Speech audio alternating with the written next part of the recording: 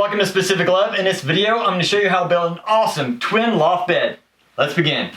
Here recently, a friend of ours became a new foster parent. We were so excited for her. I wanted to build her a nice loft bed for her new child. So, let's begin. Alright, this project is going to be somewhat of a surprise for the child. So I'm going to have to do something I normally don't do, which is pre-cut all of the wood.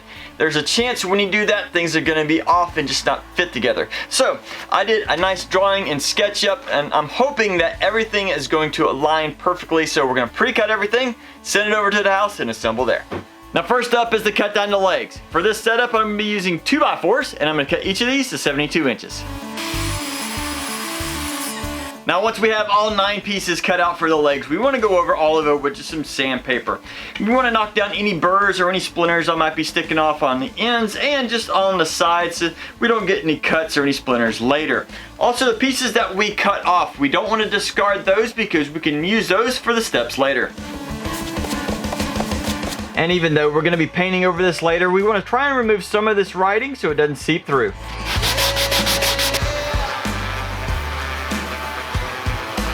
Now that we have these cut down and sanded, I'm going to be combining 2 of these to make each corner. To do that, I'm going to be using a combination of wood glue and pocket screws.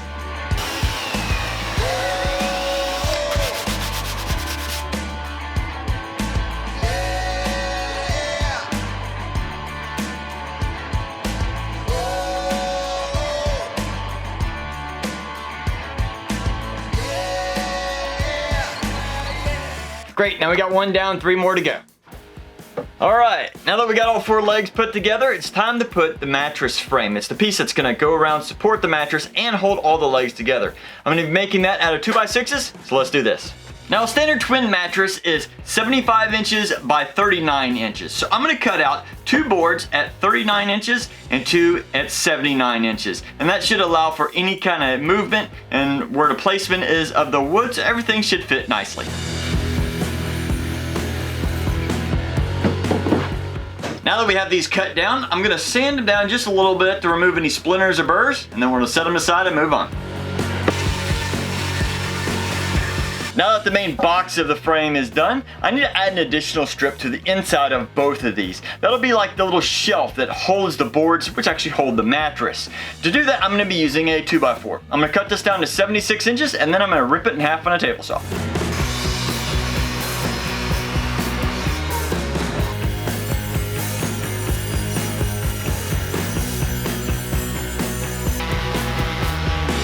Now since I'm having to pre-assemble some of these pieces together before I'm actually putting the whole frame together, I'm just test fitting that support bar on the actual side piece of the 2x6.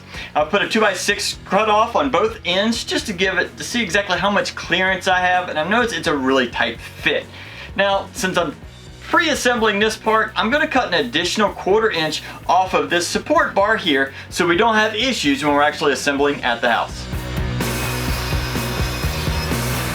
Now once we have this completely measured out and ready, we're going to add some glue and then add some screws.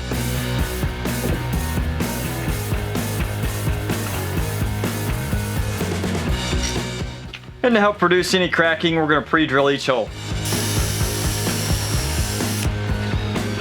Now that we have the legs in a frame about as far as we can go before assembly, next up is I'm going to be cutting out the top rail. This is, you can call it a safety rail or a handrail that goes around the top of the bed just to keep things and people from falling out.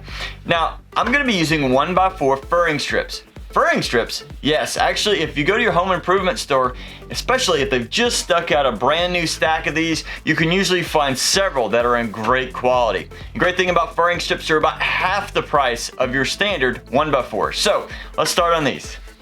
Now on this design, I'm actually going to need 4 different sizes for the rails. A 79 inch, 54 inch, 41 1/4, and 40 1/2 inch strip. Now that we have all the top rail pieces cut out, I'm going to take some additional furring strips and we're going to cut out a little pattern. Kind of like a little chevron pattern that goes all the way around in between the top rail and the actual bed frame. I'm going to be cutting these at 45-degree angles and a parallel plane to each other. And from this corner to this corner is roughly 23 5/16. I've cut out one piece here and I'm going to be using it as a template. I definitely recommend if you're going to do this, cut one, make sure it's the exact measurements you need, and then use it as a template. It just makes sure everything else is identical to the first one.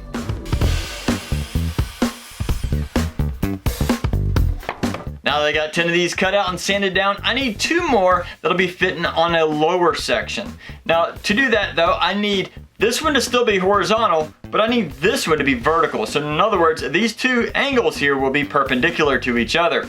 Now from this corner to this corner will actually be 24 3/4. But just remember, it's going to be going down like so. All right, there we go. Now again, these are going to be going together as in the chevron pattern on the top. But on the bottom, they're going to be connecting with the legs, so that's why these have to be vertical. Remember how I said I do not like to pre-cut everything and then take it and disassemble it? I just found a reason why. Let me show you. On these last 2 boards I just cut, I've angled them on this board here to be nice and flat and somewhat resemble under the bed. And this measurement here should be 42 inches and it is over 44 inches.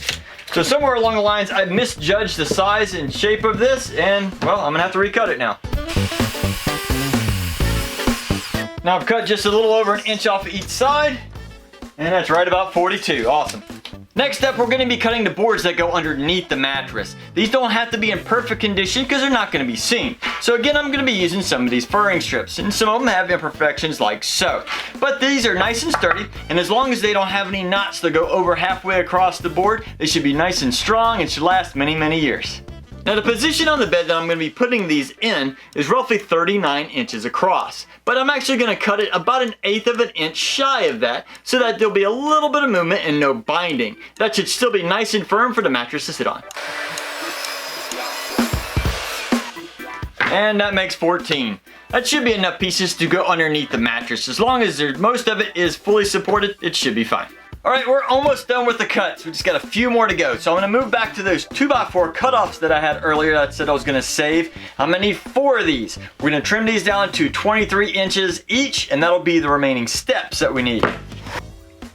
Alright, then we have to do 2 more support beams that'll be actually at the bottom of the bed. The sides that are going against the wall, I'm going to put additional couple pieces there just for some support. One's going to be 79 inches and the other is going to be 40.5. Once we get all this cut, do a little sanding, then we can start painting. And I almost forgot. Before I get the painting done, I need to actually add some pocket holes to a few pieces. On each of the steps, I need to add 2 pocket holes to each side, and that will help secure it to the legs. And on these previously cut pieces, the ones that I'm going to be using at an angle like so, I need pocket holes on each side of them as well, with the exception of the 2 that have perpendicular cuts to them. I need pocket holes on one side, but not the other. And it's finally time to paint. Now per request from the owner, I'm going to be using some white paint. We'll just use a basic roller and put it on. Here's a quick tip when painting. If you take your little container and you put a plastic bag over it and then pour the paint in, you can then easily clean it up and use this container over and over again.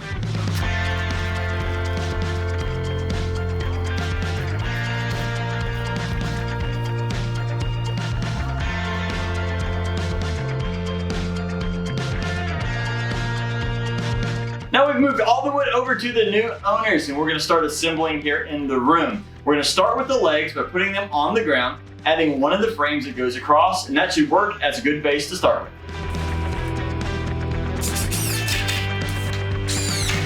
Now on the legs we just attached the frame to, we're going to add this support beam to the bottom, and that should keep everything square and keep it from moving around. Now that we have the first side together, we need to assemble the opposite side, but it is a little bit different. In this case, we're going to be incorporating the legs.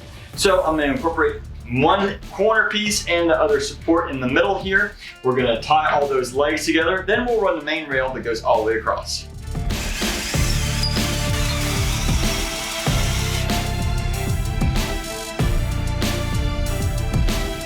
Now that we have both ends connected, I'm going to add a couple screws into the single leg here just to give it some additional strength.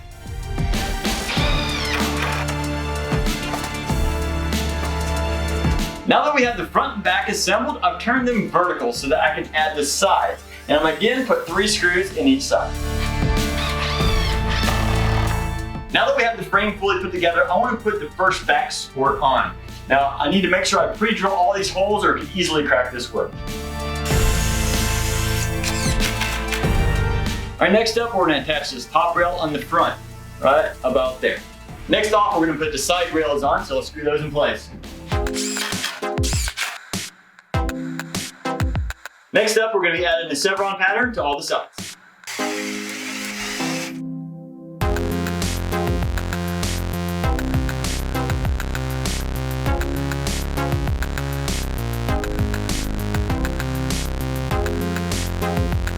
Now that we have all the chevrons set up on the top, I'm going to install these on the bottom. Remember, these are the ones that have the perpendicular cut, so don't get these mixed up with the others. We're going to go right about here. Now on the top up there we use pocket screws, but down here on the bottom I'm actually going to use just screws coming in from the side, just give it a little bit more side support. And finally, we're almost done with this. I still have to put the wood slats in, and then we can add the mattress. Now remember to space these out as evenly as possible so you have as much support on the full mattress.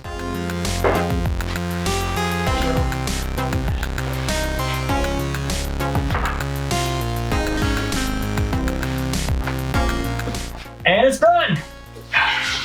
And there we have it, an awesome loft bed for a good friend of ours. Now I hope you get a chance to make one too, so get out in your shop and have fun building.